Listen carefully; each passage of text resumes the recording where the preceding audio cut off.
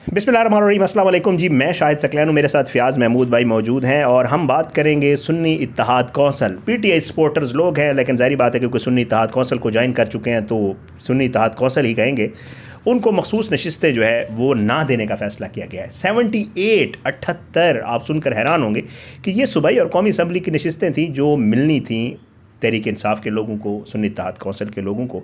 लेकिन election commission of Pakistan ने पहले समातें की और समातें करने के बाद एक हफ़्ता पहले फ़ैसला महफूज हुआ। फ़ैसला महफूज होने के बाद आज सुनाया गया और यह बताया गया कि आपकी मतलूबा सहूलत मुयस्सर नहीं है।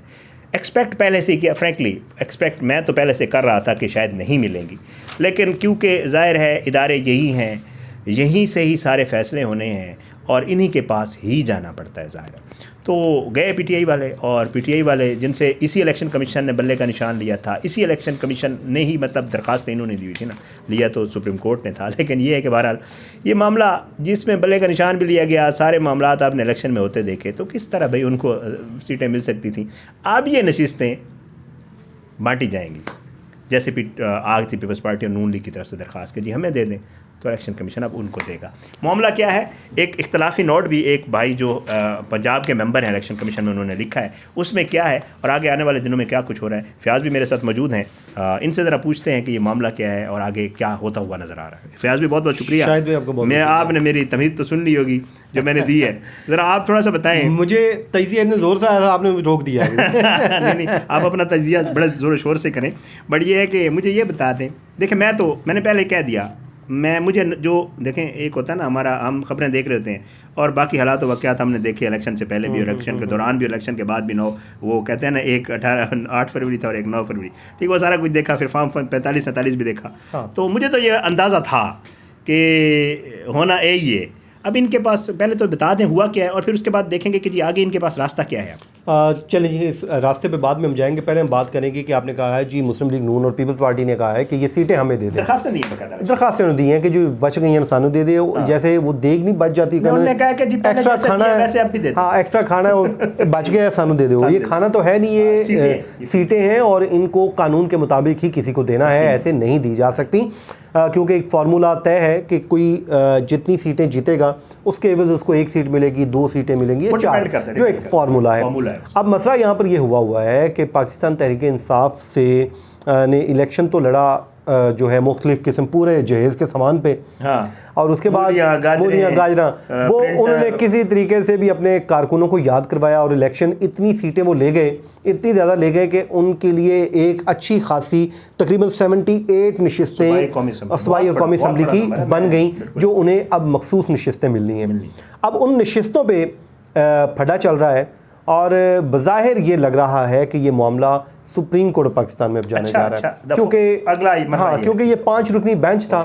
अब इस्लामाबाद हाई कोर्ट नहीं बल्कि ये सुप्रीम कोर्ट में मामला है। इलेक्शन कमीशन का 5 रुकनी था ना, इलेक्शन कमीशन को हेड कर इलेक्शन चीफ। तो अब ये मामला सुप्रीम कोर्ट बज़ाहिर जाएगा और वहीं पर जाके सेटल होगा। और यस, अब ये मामला वहीं पर जाता हुआ दिखाई दे रहा है। उसकी वजह यह है कि इस पर फैसला आ चुका है, उन्होंने कह दिया कि बांटेंगे। अब कैसे हो सकता है कि एक पार्टी ने एक फार्मूले के मुताबिक जितनी सीटें जीती हैं आप उसको नहीं देंगे बल्कि दूसरे को दे देंगे? इसकी है ही कम है। इतराज़ ये है, मैं सॉरी आपके तजिए में एक दफ़ा मैं आ गया। मैं ये कह रहा था, इतराज़ ये इलेक्शन कमीशन का जो एक मौक़िफ़ है वो आइन का आर्टिकल भी बताते हैं। वो कहते हैं कि जी क्योंकि इन्होंने अपनी जो सुन्नी इत्तेहाद कौंसल, उन्हें तरजीही जो लिस्ट होती है ना, वो एक हर जमात को जमा करवानी पड़ती है इलेक्शन से पहले, वो जमा नहीं करवाई थी। इस वजह से अब ये मखसूस नशिस्तें लेने बिल्कुल ठीक है, वो नहीं है। बिल्कुल ठीक कह रहे हैं। ये एक पहले दिन से ही, हमें तो पहले दिन से पता था कि ये एक कानूनी जो है रुकावट तो है, पीटीआई के राह में टेक्निकल रुकावट तो है। अब जो है वो रुकावट तो है, लेकिन ये भी तो एक बड़ी रुकावट है कि जब यहाँ पे रुकावट है तो जिस बंदे ने कुछ जीता ही नहीं है, हाँ, आप उसको दूसरे की सीटें कैसे दे सकते हैं? सिर्फ इस महज इसलिए कि वो उसने इलेक्शन में हिस्सा लिया है, हाँ, फिर आप उसको कैसे दे सकते हैं? ये भी तो एक कानूनी रुकावट है। मैं फिर बार बार कह रहा हूँ, अल्टीमेटली ये मामला जाके सुप्रीम कोर्ट पाकिस्तान में ही डिसाइड होना है कि ये कानूनी एक मामला जो है, वो कहते हैं ना सींग फंस चुके हैं, अब आप ही जान छुड़वाएं। वो अब इस पर तशरीह करके देंगे कि आखिरकार ये मामला कहाँ पे जा रहा है। लेकिन हाँ, ऐसे ही है, वहाँ पे जाना पड़ेगा। लेकिन मैं आपको ये एक बात बताऊँ, देखें पीटीआई की कुछ गलतियाँ भी हैं। देखें, वो एक तरफ तो उनके साथ बिल्कुल इसमें कोई शक ही नहीं, ना इंसाफियाँ तो हुई हैं, ज़्यादतियाँ भी हुई हैं, लेकिन वो खुद भी कहीं ना कहीं लूप होल छोड़ते जाते थे। जब सुन्नी इत्तेहाद के साथ सुन्नी इत्तेहाद के साथ आप जब कर रहे हैं, उनकी लीगल टीम को ये चाहिए नहीं था कि देख लेते हैं कि उन्होंने कोई तरजीही फहरिस्त दी भी है नहीं। मेरे जैसे बंदे को पता था कि तरजीही फहरिस्त देना ज़रूरी है इलेक्शन से पहले, लेकिन इन्होंने सुन्नी इत्तेहाद के साथ कर लिया, वहाँ पे इनके पास अब वो है ही नहीं। अब वो उसके बाद फिर सुन्नी इत्तेहाद का ख़त सामने आ गया कि सानू चाहिए नहीं। हाँ, सानू चाहिए नहीं। भाई जब आप इत्तेहाद करने जा रहे हैं किसी के साथ तो फिर उनसे पूछो से, या चुप करके पहले ही खत लिख दिया। जब का ये खत है उससे पहले बातें चल रही थी। आई थिंक 26 जन का है जी, आई थिंक मेरे ख्याल में 26 जनवरी का। तो उन्होंने यानी कि सुन्नी इत्तेहाद से आपने अगर करना था, आपको नहीं पता था कि आप बल्ले के इंतखाब के बगैर इलेक्शन लड़ रहे हैं, बल्ले के निशान के बगैर लड़ रहे हैं।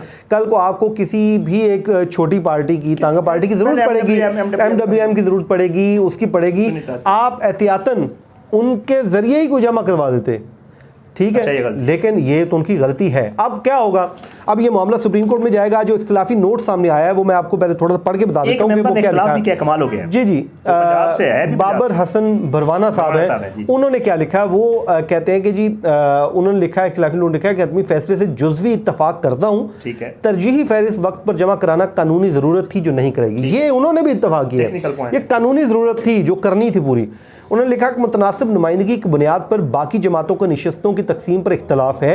आइन वाज़ेह है कि सारी सियासी जमातों को जनरल नशिस्तों की बुनियाद पर मखसूस नशिस्तें अलॉट की जाएँ। वही जो हम बात कर रहे हैं, हम भी यही बात कर रहे हैं। मखसूस नशिस्तें आइन के आर्टिकल 51 और 106 में तरमीम तक ये नशिस्तें खाली तस्वर होंगी, ठीक है। और उसके बाद ये उन्होंने अपना एक इख्तिलाफी नोट लिखा है। फिर 28 फरवरी को इस पे जब समाअत जारी थी तो इलेक्शन कमीशन ने पता क्या कहा था, इनको बैरिस्टर अली ज़फ़र ने कहा था कि सुन्नी इत्तेहाद कौंसिल तो लेने नहीं चाहती, आप क्यों बाजूद हैं, तो आप उनको क्यों मजबूर कर रहे हैं। तो उस पर उन्होंने कहा था जी हमें पता ही नहीं है। यार आप उनसे इत्तेहाद करते फिर रहे हो। ठीक है 8 फरवरी को इंतखाबात हो चुके हैं, 26 फरवरी को वो लिख रहे हैं सुन्नी इत्तेहाद कौंसिल ने खुद लिखा था कि हमें नशिस्तें नहीं चाहिए। तो ये सुन्नी तो इत्तेहाद कौंसिल, इसमें सर सुन्नी इत्तेहाद कौंसिल बैठ के इनकार कर दे, सर तरदीद कर दे। साहबजादा हामिद रज़ा साहब जो सुन्नी इत्तेहाद कौंसिल के ज़ाहिर बात है सरबराह भी हैं, करते हैं, वो बेचारे उसी समात में साथ बैठे हुए थे, है कि नहीं, साथ फिर रहे थे ना, जब भी ये मामला हो रहा था साथ फिर रहे थे, ठीक है। तो आपको लगता है हामिद रज़ा साहब ने खुद खत लिखा होगा या वाकई उन्होंने लिखा है? सर जी तरदीद कर दें। हाँ, ये वो तरदीद भी उन्होंने नहीं की, तरदीद भी नहीं की, वो तो चुप करके वो मुंह में घुंघनियाँ डाल के फिर रहे। सर वो इतने खुश फिर रहे, मैं आपको अब उनके लोगों की बात मैं क्योंकि उनके एक लोगों की महफिल में था, मैं मादे की बात बताऊँ।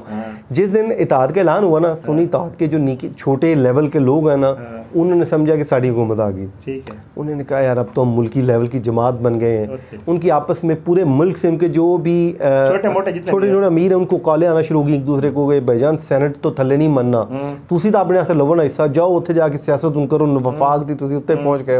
वो कहते थोड़ा पहली बार चांस मिले इस तुना का तो नहीं मनना, यानी कि वो इस खुशी में उन्होंने अपने चक्र में शुरू हो गए। उन्हें किसने कहा था कि भाई वो आपकी हुकूमत है, वो PTI ने सिर्फ आपसे इत्तेहाद किया है, ठीक है नाम आपका बोल रहा है, लेकिन ऐसा कुछ भी नहीं है। मैं क्योंकि उससे एक महफिल में मौजूद भी था जहाँ पे ये सारी बातें हो रही थी और मैं हैरान भी हो रहा था कि वो बड़े खुश हो रहे थे उनका, और वो अपने फ्यूचर प्लान कर रहे थे कि अब इस मौके से हमने कैसे करना है, अब सेनेट में हमने कैसे नशिस्तें लेनी है, क्या करना है, क्या नहीं करना है। कहूँ कि खान को इत्तेहादी भी अच्छे नहीं मिले जब ये बात सुनी। अब इसमें जो फर्दर है वो यही है कि जी ये सुप्रीम कोर्ट जाएंगे, सुप्रीम कोर्ट में जाएंगे, कल शायद सुबह चले जाएंगे, क्योंकि अभी मैं आज वैसे अभी अली ज़फ़र ने इस्लामाबाद हाई कोर्ट का अनाउंस किया, लेकिन मेरी नज़र में ये सुप्रीम कोर्ट में जाएगा मैटर, और अल्टीमेटली ये वहीं पर ही हल होना है। चलो हाल तो खैर अल्लाह बेहतर जानता है। बहरहाल मैं ये कह रहा था कि अभी जब हम ये वीडियो कर रहे हैं तो उस वक्त एक खबर भी चल रही थी कि जी शायद जो है वो एक इजलास भी बुला दिया गया है PTI के तमाम रहनुमाओं का, और वो यकीनन इसमें बैठ के ये फैसला करेंगे कि उन्होंने इसके ऊपर आगे फर्दर लाएअमल क्या बनाना है या हिकमत अमली। लेकिन बहरहाल ज़ाहिर है फ़ियाल बेग तो बहुत बहुत शुक्रिया। देखें जी अल्लाह खैर करे। बाकी तो मेरे ख़्याल से हम लोग भी आपको ज़ाहिर है वो चीज़ें बता रहे होते हैं जो ख़बरों में भी आ रही होती है, जो हमारे पास ज़राए से भी आ रही होती हैं चीज़ें, हम जो एनालाइज़ भी कर रहे होते हैं। लेकिन आपको पता है कि आजकल लोग जो है वो भी बहुत ज़्यादा अवेयर हो गए हैं चीज़ों से। अब ये मामला जब इलेक्शन कमीशन में था तो सबको पता था कि किस तरह का नतीजा इसका आ सकता है, एक्सपेक्ट कर रहे थे, हम भी कर रहे थे, हर कोई कर रहा था। और अब ये मामला सुप्रीम कोर्ट जाएगा और फ़ायज़ ईसा साहब हैं सुप्रीम कोर्ट में, और वहाँ पे जो मामला होगा वो भी इंशाल्लाह आने वाले दिनों में आपको रिपोर्ट करेंगे। इंशाल्लाह अगली वीडियो में मुलाकात होगी जी। इसी तरह आपसे मुख्तलिफ़ मौज़ूआत पे बात होती रहेगी। इजाज़त दें, अपने दुआ में याद रखा करें जी, और सबके लिए दुआ किया करें कि अल्लाह जो है वो सबको अपने हिफ्ज़ व अमान में भी रखे, और अल्लाह हमारे मुल्क के लिए बहुत बेहतर करे, वो करे जो हमारे मुल्क के लिए बेहतर हो। बाकी ये सियासत व्यासत ये सारी चीज़ें होती रहती हैं। मुल्क होगा तो सियासत भी होगी, मुल्क होगा तो हम सब भी होंगे। अल्लाह पाकिस्तान को अपने हिफ्ज़ व अमान में रखे। इजाज़त दें, अगली वीडियो में मुलाकात होगी। पाकिस्तान जिंदाबाद। अल्लाह हाफ़िज़।